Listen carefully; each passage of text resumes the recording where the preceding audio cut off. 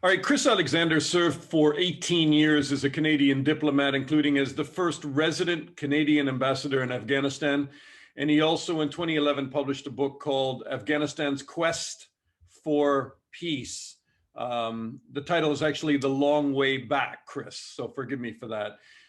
Back is probably the key word right now, as in going backwards very quickly. Would you agree? Yeah, I totally agree. And I chose that title deliberately because I was hopeful 10 years ago that Afghanistan could achieve stability and peace, but we were already taking the long way towards that goal because we weren't dealing with the fundamental issue, which was Pakistan's sponsorship of the Taliban and their allies. And since my book came out, we've had Carlotta Gall, who wrote a book called The Wrong War, which is literally about how we should have been taking Pakistan to task rather than fighting the Taliban only on Afghanistan's territory. Steve Cole came out with Directorate S, which starts to profile the institution in Pakistan's intelligence community that runs the war in Afghanistan. But 10 years have elapsed, Dana, and no one has done anything politically to address this issue. 10 years has elapsed since your book, but 20 years has elapsed since this and 20 years since 9/11. Exactly. But I mean, the Americans did say that at a certain point, you know, they wagged their fingers at Pakistan. They threatened to withhold funding. They pressured Pakistan on enforcing the border and stopping the Taliban from crossing over. So, but let's give you the benefit of the doubt on all of that they didn't really directly deal with it. And there is no evidence that they did. So the question is, why didn't they? Why couldn't they take Pakistan on? Well, the classic statement of that reasoning comes from Joe Biden himself, who famously said, and I think Steve Cole quotes this, others have quoted it, Pakistan is 7 to 10 times bigger by population than Afghanistan. Pakistan is a much more important country than Afghanistan. And the implication coming from him is we don't really care about you, little Afghanistan. We want our strategic relationship with Pakistan, a de facto nuclear weapon state, to continue. Moreover, US forces were using Pakistan as their logistics hub, as their the territory over which goods that came by sea were moved to supply the operation in Afghanistan. So paradoxically, I mean, partially, but yeah, there were definitely air bases in there that they were moving goods in and out. It was kilogram for kilogram, ton for ton. It was the most important staging area for US supplies. All heavy equipment came in that way. Oil, fuel, and other supplies came that way. Many of us thought they should be lessening, seeing this strategic quandary on the horizon, thought that they should be lessening their strategic reliance on Pakistan, but the decision was made not to. I mean, it's ridiculous, right? You're fighting an enemy that is taking safe haven in Pakistan, the Taliban, in the frontier areas, but with a wink and a nod, you're still using Pakistani territory as your staging base for American forces who are being attacked by the enemy from that area. I mean, it just doesn't get any stranger. It's not only strange; it's unprecedented in its. I mean, in the 19th century, when the British engaged in policies like this, you called it perfidy, right? It was not an honorable position. It was not a principled position. It was something duplicitous and ultimately dangerous. Well, I don't think we've seen, certainly not in the 21st century or any time recently, a major country, a superpower, backing two sides in a conflict, in which not just two sides in a conflict, but two sides, one of which included its own soldiers. I mean, the US lost over 2,000 servicemen and women in Afghanistan, and arguably the main belligerent causing their deaths was a state that George Bush called a major non-NATO ally.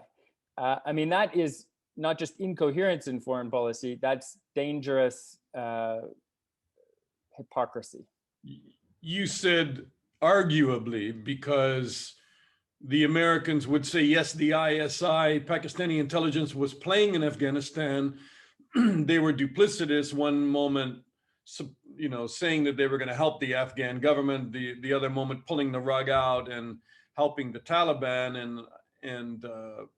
But some would say that you overstate the ISI or Pakistan's role in the Taliban's resistance war, if you want to call it that. And that's probably an unfair term.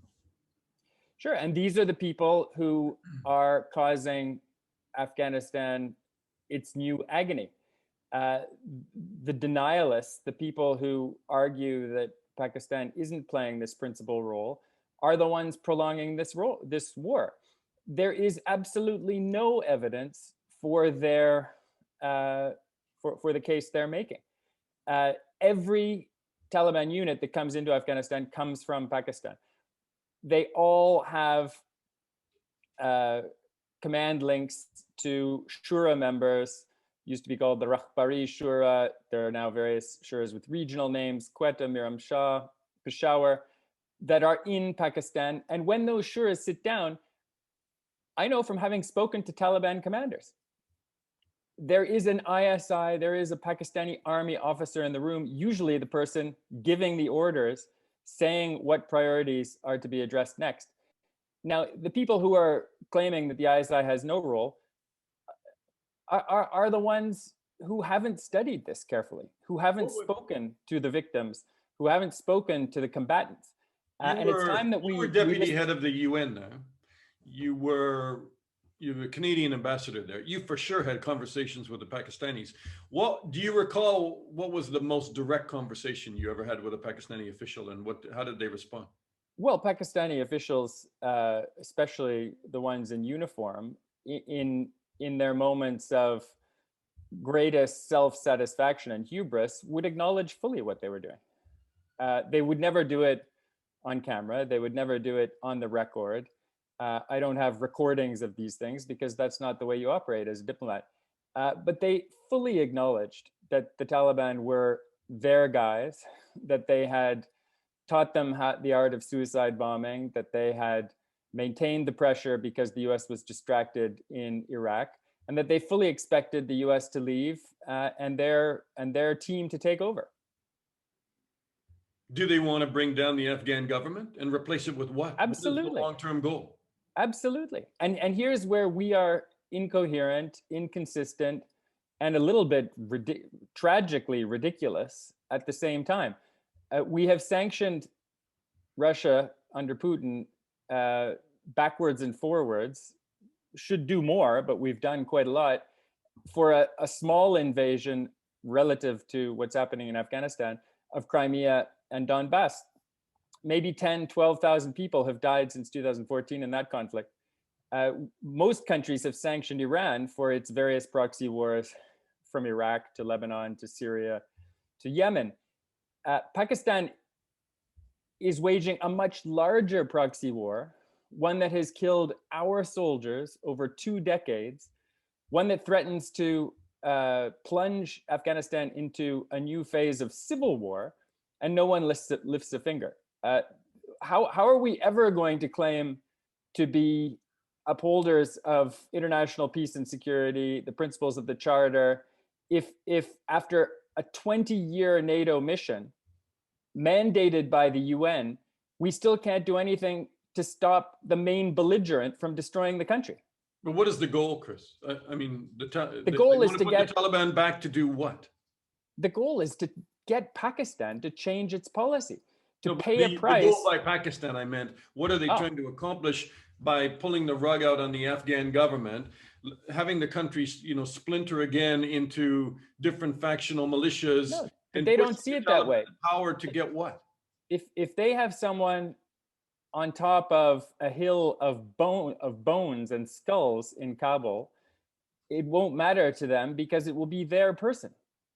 Their policy is to be top dog in Kabul because they think anyone chosen by the Afghan people, or as was the case back in 2001, the international community under UN auspices, is going to be wise to their tricks and hostile to their interests. And indeed, they think anyone not chosen by them in Kabul will be listening to India more than to Islamabad.